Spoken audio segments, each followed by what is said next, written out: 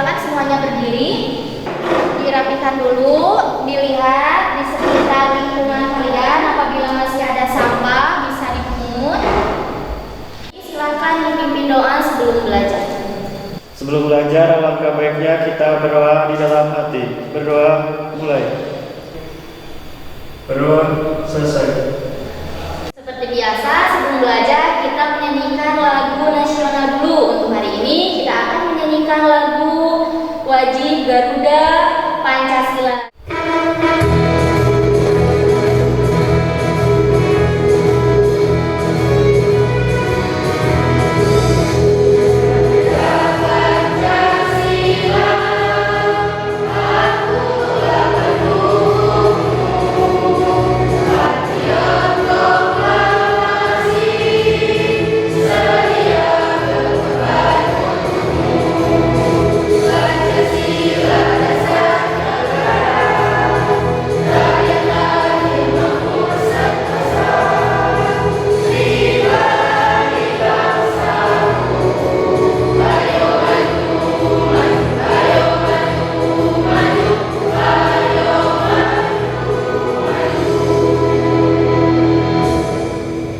Pertemuan sebelumnya kita sudah belajar mengenai apa anak-anak?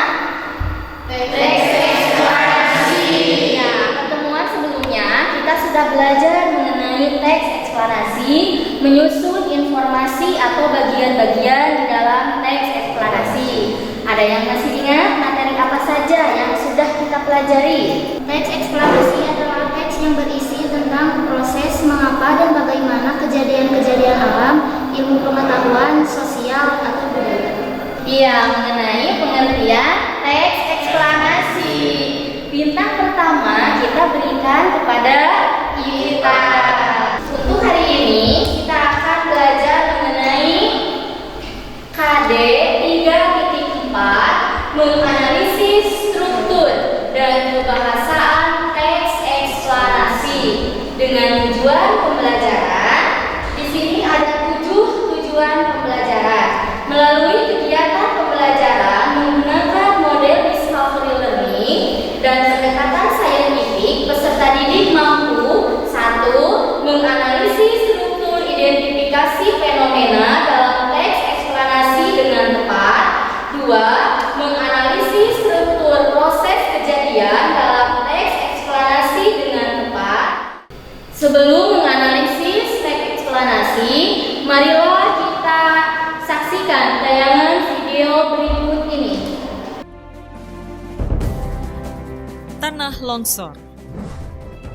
Bencana tanah longsor terjadi karena adanya gangguan kestabilan pada tanah atau batuan penyusun suatu lereng.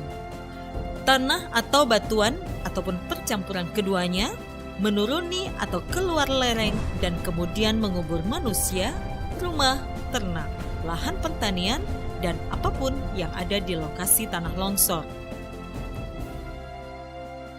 Gangguan kestabilan lereng ini dikontrol oleh kondisi morfologi, terutama kemiringan lereng, kondisi batuan, ataupun tanah penyusun lereng, dan kondisi hidrologi atau tata air pada lereng. Meskipun suatu lereng rentan atau berpotensi untuk longsor, karena kondisi kemiringan lereng, batuan atau tanah dan tata airnya, namun lereng tersebut belum akan longsor atau terganggu kestabilannya tanpa dipicu oleh proses pemicu. Proses pemicu longsoran dapat berupa peningkatan kandungan air dalam lereng, getaran pada lereng akibat gempa bumi, ledakan, penggalian, getaran alat atau kendaraan, peningkatan beban yang melebihi daya dukung tanah atau kuat geser tanah, pemotongan kaki lereng secara sembarangan yang mengakibatkan lereng kehilangan gaya penyangga. Tanda-tanda utama akan terjadinya tanah longsor adalah muncul retakan vertikal pada tebing, munculnya air tanah secara tiba-tiba, air sumur sekitar tebing menjadi keruh, adanya longsoran batu-batu kecil. Pencegahan bencana tanah longsor dapat dilakukan dengan mengurangi tingkat keterjalan lereng permukaan maupun air tanah, upayakan sistem drainasenya dapat menjauhkan air dari lereng, menghindari air meresap ke dalam lereng, atau menguras air yang masuk lereng dapat keluar dari lereng. Pembuatan bangunan atau tanggul penahan, jangkar atau anchor dan piling. Hindari pembangunan rumah permanen di tebing atau tanah yang tidak stabil. Terasiring dengan sistem drainase yang tepat. Penghijauan dengan tanaman yang memiliki akar kuat, banyak dan dalam. Penutupan rekahan di atas lereng untuk mencegah air masuk secara cepat ke dalam tanah. Dalam beberapa kasus, relokasi sangat disarankan. Waspada ketika curah hujan tinggi. Jangan menggunduli hutan dan menebang pohon sembarangan. Kenali ancamannya, kurangi resikonya. Adakah informasi yang kalian peroleh? Ada. Siapa yang mau mengemukakan? Saya, Bu. Oh ya, silakan Aris. Dalam video tersebut saya menemukan informasi yaitu tanda-tanda akan terjadinya longsor. Ya.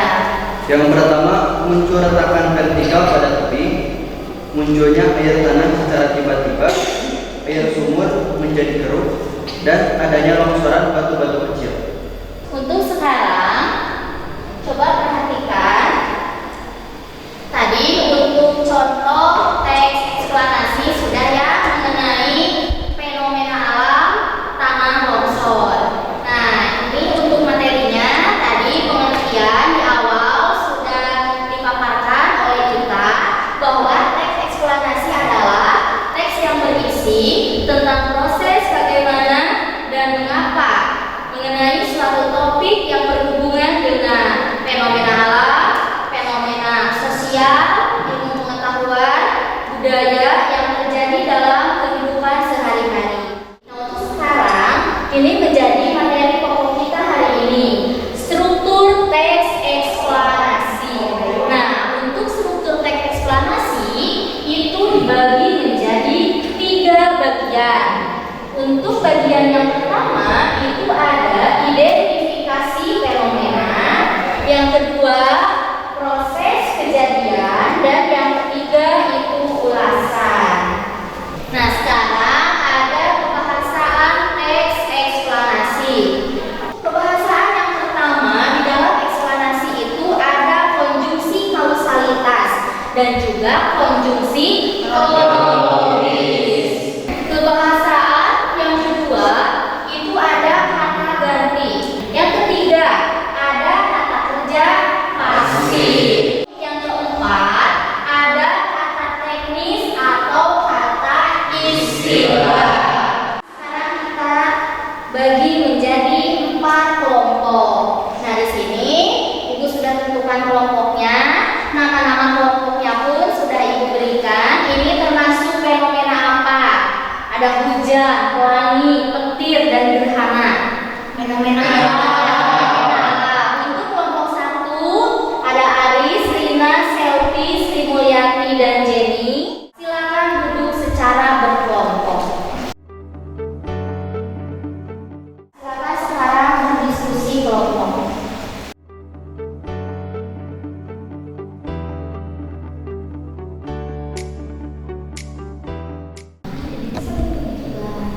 Sebab akibat menyebabkan Lalu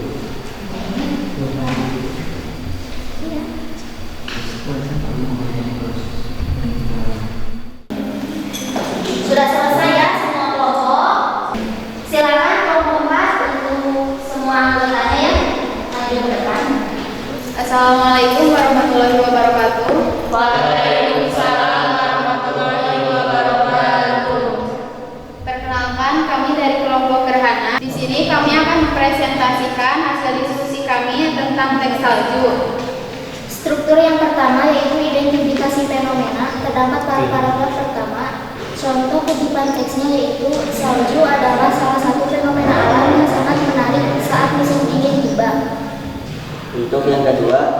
yaitu proses kejadian terdapat di paragraf kedua sampai paragraf ke-6. Bukti kutipan teks, proses terjadinya salju bermula dari uap air yang berkumpul di atmosfer bumi. Untuk yang ketiga yaitu ulasan, terdapat pada paragraf 7. Bukti kutipan teks yaitu salju juga tidak jarang menyebabkan dampak buruk pada fisik maupun material.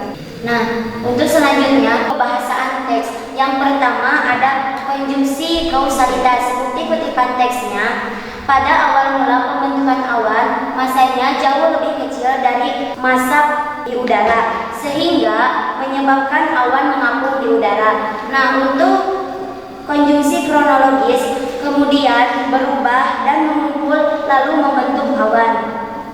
Kata ganti yang digunakan yaitu salju.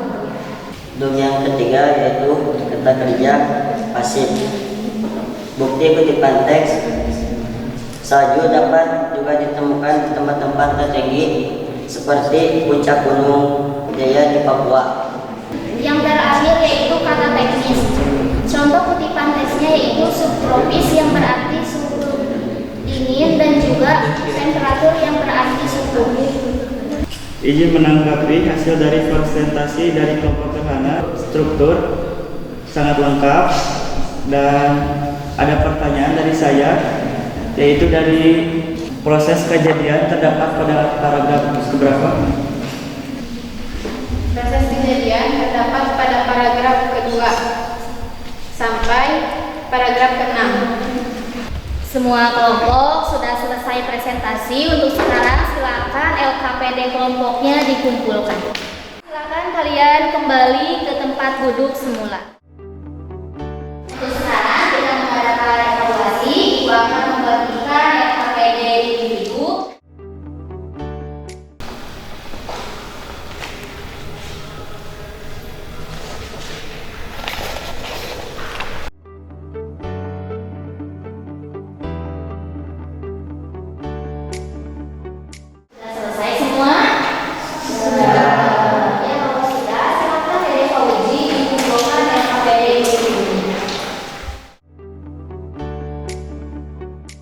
Simpulan pembelajaran hari ini, siapa yang akan menyimpulkan? Saya Bu. Ya, silakan Lydia.